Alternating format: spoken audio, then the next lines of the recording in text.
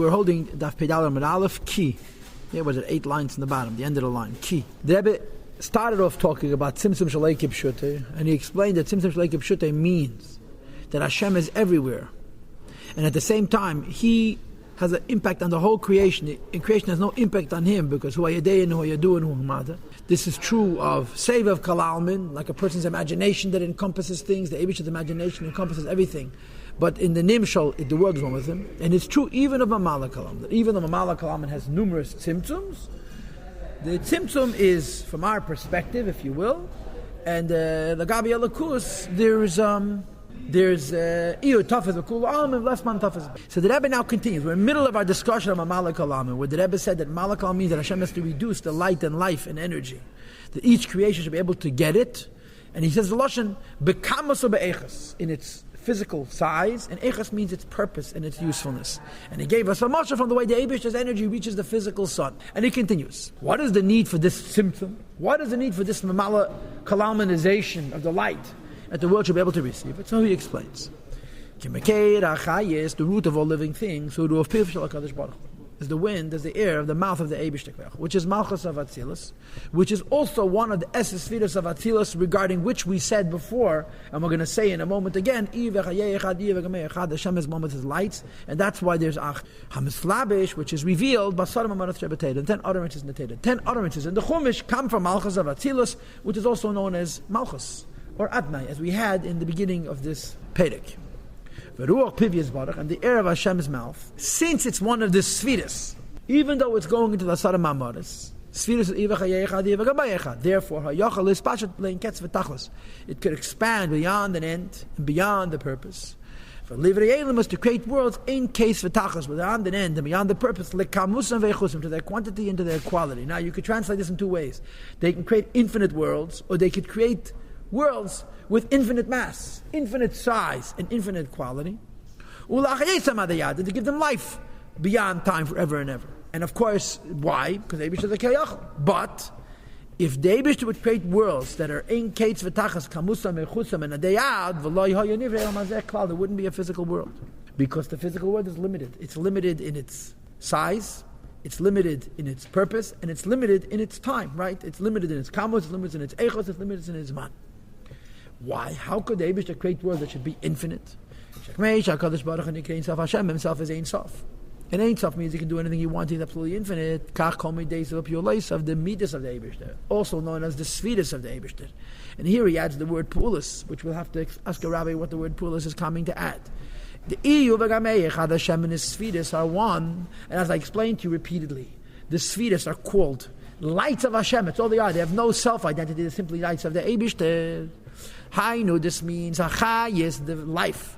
Hanimshech, Mimi days, it comes from the Sfidas of Atzilus. Shein Chesed of Atzilus. Verachim of Atzilus. Ushar Midays of Agdei, just turn the page, the other holy Midas of Atzilus.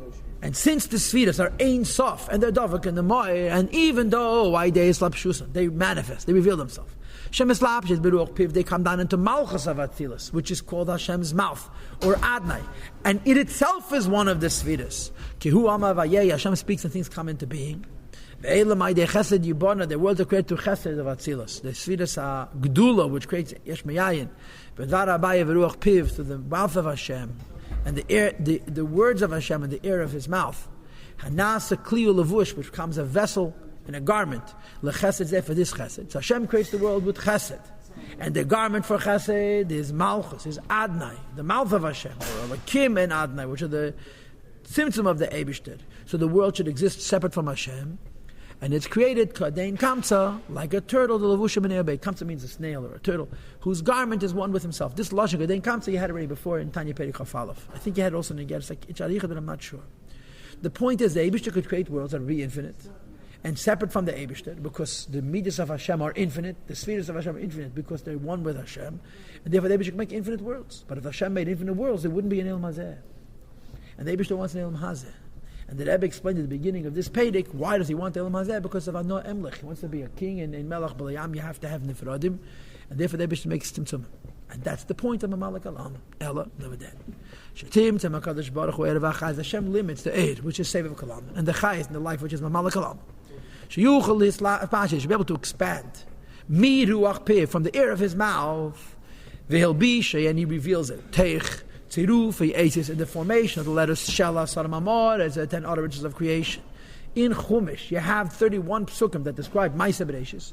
Those psukim and those words are the energies and the vitalities of the worlds, as the Alter Rebbe is going to explain later on, more bepratius.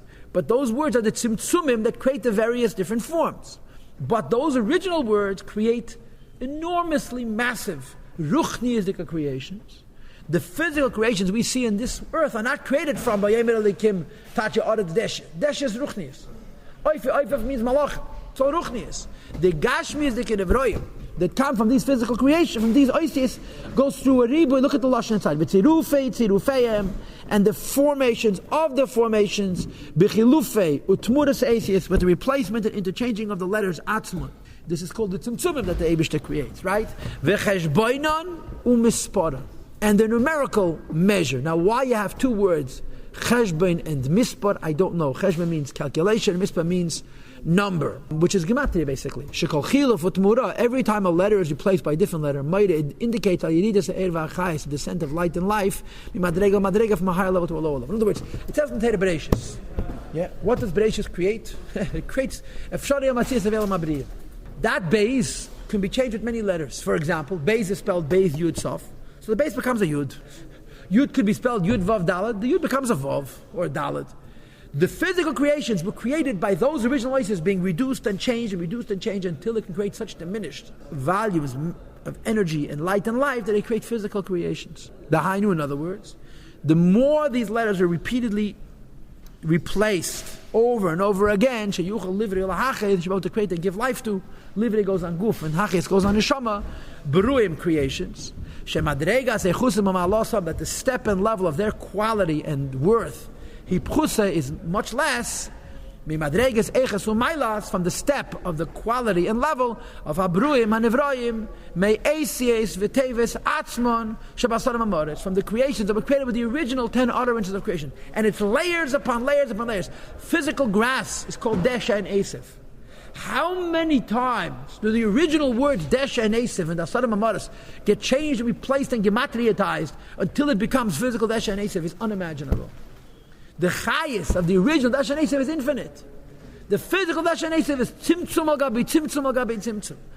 That's the way it works. But it begins with the Asarim Amoris. And even the Asarim Amoris are a phenomenal or a significant tzimtzum in the original Eid, in the Eid Ein Sof, that the world should be limited. Because the Sfiras, including Malchus, are Ein Sof, and the Davik and the Eibishter, and there's numerous tzimtzumim to create the oasis of Asarim Amoris, and then there's numerous tzimtzumim in those Isis being exchanged and replaced and dealt with in various different mechanisms of Tzimtzumim to create lower and lower worlds. In other words, smaller and smaller mamales, which is the issue at hand. Shebehen mislabish, that in the original 10 Eis Amaris is revealed that Kadosh Baruch Hu b'chvei v'yatzmid Eibishter himself. But the Eibishter himself doesn't mean the Eibishter himself. It means Shei Midei, so it means the Svidus of Gedula and Gevura, Havaya and Elikim and Ad. Says the Rebbe v'achesh ben meid al miyater v'achayis miyatachamiyat. The lowest Tzimtzum is the lim Tzimtzum called Cheshben, Gematria.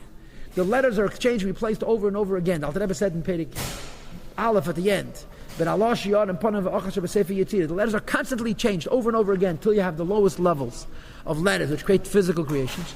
The lowest tzimtzum, you don't even have letters, you have only a gematria, a numerical equivalency. Actually, nisha mimena, that nothing is left from the original Asius, ela bechinas achrena, the lowest point, shu bechinas acheshben, umisped, it's only the calculation and number. How many different types of energies and steps are included in this light and this life? Hamalubish, which are manifest with seed of Zen, this formation, shall tevezu through in this word.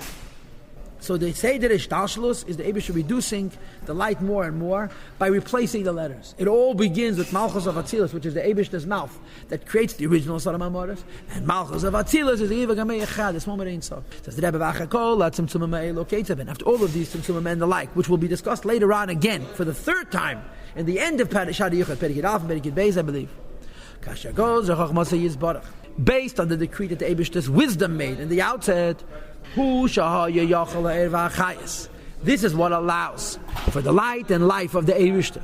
Le'eslabish, to be revealed gam b'tachtenim, and also in physical creations. In stones and earth, which are inanimate. And it gives you a simple dogma. What's a stone? Look at Azeh. Ki Evan derech mashal, a stone by way of analogy. Shma Meira, the name of the word Evan indicates Ki sharsha mishem ha'elaban b'mispar. A physical stone, its root is a name which has 52. Beis Nun, 52, which is of course the lowest name of Shem Havai in its numerical equivalence. Ve'ed Aleph Nesefes, another Aleph in addition to the Ban, Mishem Achar Letam Hayadu L'Yetzer, from a different name as the Eibishter knows. So what's an Evan? It's an Aleph plus Ban. Shem Ban B'Yatzmi, the divine name Ban is Malchus of Atzilus Ubeil Mosayenim Yeit. It's very high worlds. It's one of the Sfiras, Iba Meichad. It goes through numerous contractions and intense contractions from step to step. Yarad. A small life which is diminished and diminished again and again until it comes down to a physical stone. It's not the same letters. When it says in the world the Eibush created a Kia, that's not the physical sky. That's a Kia El Mabriya. The Kia Agashmi is through the letters are exchanged, replaced, and left with gematrias that have a shaykhs to the physical universe. Vezuhi nefesh hadeimim. This is the soul of a daimim, which Alter Rebbe said in Sharich Nun Perek Aleph from the Arizal that even a daimim has life. Hamachaye umahava esei me'ayin liyesh b'chol rega. V'zui nefesh hadeimim. Hamachaye umahava esei me'ayin liyesh b'chol rega. This is the soul of an inanimate thing that gives it life every second, from nothing into something. That is taken from the Sora Mamoris to Ribitzum. Commission is by which Alter Rebbe mentioned in Perek Aleph. This in general enlightens the world of a Malak Kalamin, where the Chayes of the Eibishter is tzimtzumed, so each creation should get specific light. Mashenken Bechin is Seva Kalamin is different. Like the Alter Rebbe said in the beginning of yesterday's shir, that Seva Kalamin is one size fits all. The Eibishter in his imagination has coiled the whole Seder Ishtash. Continues the Rebbe talking about Malak Kalamin. Each strength and each step can create creations according to this particular madrege. And by itself, it's gamkin leinkates v'tachlis, also beyond an end and purpose. Bekamusam ve'echusam, in its quantity and its worth. Lachis adiyad, that it should also last forever. Since it's a power from the Eibishter, which is expanding and radiating from the mouth of Hashem, and there's no restraint. In other words, again, he's talking about the Sfiras. The Sfiras are Iyuv Agamahichad, and because of the Iyuv Agamahichad quality, they can create all kinds of infinity. And the Eibishter makes tzimtzumim, so there should be a world. However, but their quality would not be as great as would be the quality and the step of the creations, which would be created from the strength and the step of the original Eisius themselves. In other words, the Sodom Amoris gets keich from the Sfiras. Then you have Chalufim Mitmuris. Every step of the Chalufim Mitmuris also gets keich from the Sfiras. And because it gets keich from the Sfiras, it could create also Bligvul, because it has in it Iyuv Agamei Echad, if not for the fact that the Eibishter makes Tzimtzumim. The connection between this and the Tzimtzum, I think, is this the Alter Rebbe's way of articulating the complexity of Iyu Tofes B'Kulu Am and Lasman Tofes B'Ei. Tzimtzum Shleik Pshutim means the Eibishter is everywhere. And he knows us, and he affects us. But his knowing us and his affecting us doesn't affect him. So he says it's very complicated. The complications involve two basic models. The first model is Seviv Kalamin, where one size fits all. The second model is Mamala Kalamin, where each creation has to go through Ribi Tzimtzum to create itself. All of this is encompassed in the Eibishter's Yediyah, because Hu HaYedei and Hayidu and Hu HaMada. And the Eibishter's Yediyah is the real reason you have a Seviv Kalamin. It's the real reason you have all of these Tzimtzumim and Chlufim and Tmuras till Gematrias to create all the various different types of Mamala Kalamin.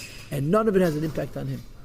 I think the only way of explaining it, the Arichas here is L'cheda Shalei B'Mkeim. Who's talking about Mamali and Seviv? Talking about Tzimtzum. He's saying, and all of this is Shalei Pshut. What I was telling you yesterday, in Kodesh Kahavaya. In Kodesh Kahavaya doesn't mean Hashem is holy because he's removed. In Kodesh Kahavaya means Eibush is invested. And he's mitzumtzum. And it's still in Kodesh Kahavaya. In other words, the tzimtzum of Ein Sof and the level of Malak Alaman is only as far as we experience the Ein Sof, but not as far as Ein Sof itself is concerned. The Ein Sof of Malak Alaman, even in Biyah, continues to be Ein Sof. Because tzimtzum is like Pshut. What I just told you, I'm not sure about. I think that's the Pshat. Even in Biyah.